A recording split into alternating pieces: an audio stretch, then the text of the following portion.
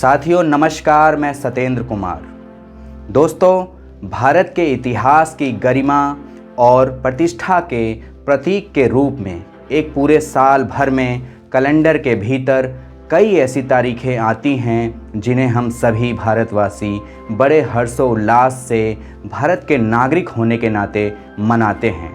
वो तारीखें चाहे देश की आज़ादी की तारीख हो या फिर भारत की किसी उपलब्धि की तारीख हो या फिर भारत के किसी नागरिक की किसी उपलब्धि की तारीख हो या फिर भारत के नागरिकों को कोई विशेष अधिकार मिलने की तारीख हो। भारत के इतिहास की सभी गौरवपूर्ण तारीखों में एक तारीख जो बाकी सभी तारीखों से कहीं ज़्यादा महत्वपूर्ण है, वो तारीख है जनवरी माह की 26 तारीख। और आज 26 जनवरी 2023 की वही तारीख है।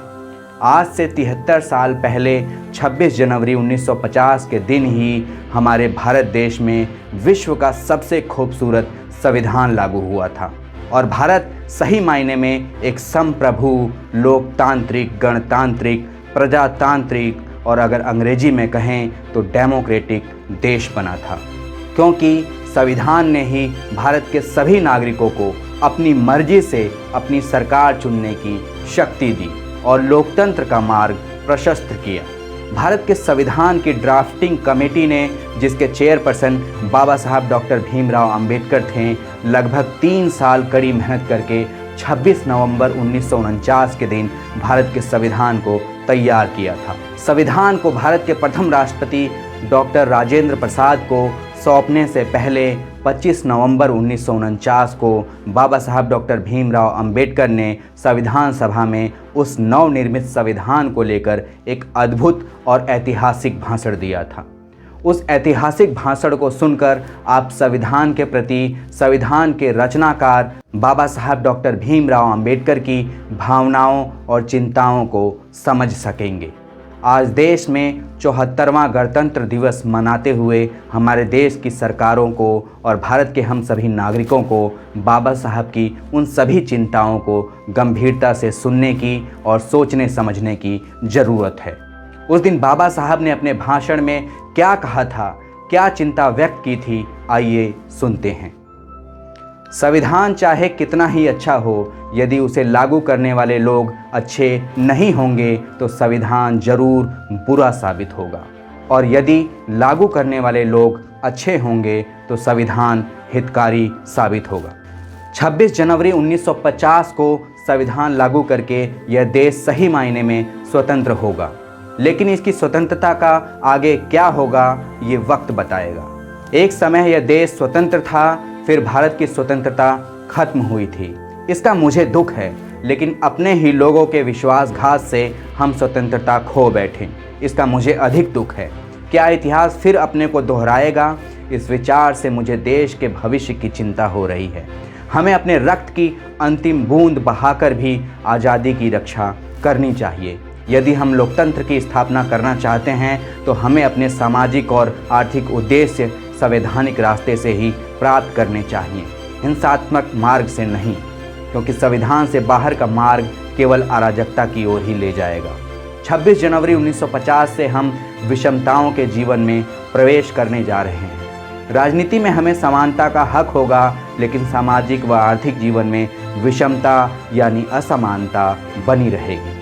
राजनीति में हम एक व्यक्ति एक वोट के मूल्य को मान्यता देंगे, लेकिन हमारे सामाजिक व आर्थिक ढांचे के कारण हम सामाजिक व आर्थिक जीवन में एक वोट एक मूल्य के सिद्धांत को नकारेंगे। आखिर कब तक हम सामाजिक और आर्थिक जीवन में समानता को अस्वीकार करते रहेंगे? यदि हम लंबे समय तक इसे नकारते रहेंगे तो हमारे राजनीतिक लोकतंत्र को भी खतरे में डालेंगे। हमें इन विषमताओं को जितना जल्दी हो सके समाप्त कर देना चाहिए। यदि ऐसा नहीं किया गया तो जो लोग भेदभाव, शोषण और विषमताओं के बुरी तरह से शिकार हैं, वह राजनीतिक लोकतंत्र की उस व्यवस्था को ही जलाकर राख कर देंगे, जिसे इस संविधान सभा ने कड़ी मेहनत करके बनाया है। हमारे अंदर भाईचारे के भाव की भारी कमी है। जिस जाति भेद के कारण हमारे सामाजिक जीवन में अलग अलग गुट बन गए हैं, उस जात पात के जातीय भेद को मिटाकर हम भारत को सामाजिक व मानसिक रूप में एक नया राष्ट्र बना सकते हैं। जातियां राष्ट्र विरोधी हैं क्योंकि ये हमारे सामाजिक जीवन में अलगाव, ईर्ष्या और घृणा का भाव पैदा करती हैं। हजारों जातियों में बटा राष्ट्र भला एक राष्ट्र कैसे हो सकता है? इसलिए यदि हम सच्चे अर्थों में एक राष्ट्र बनना चाहते हैं तो हमें इन बाधाओं पर विजय पाना होगा। भारत के लोकतंत्र को एक अन्य बात से भी बहुत खतरा है और वह है नायक पूजा। इस देश की राजनीति में जितनी भक्ति और नायक पूजा है उतनी अन्य किसी देश में नहीं है। राजनीति में नायक पूजा पतन की ओर धकेलती है और अंत में तानाशाही की ओर ले जाती है, ये तय है।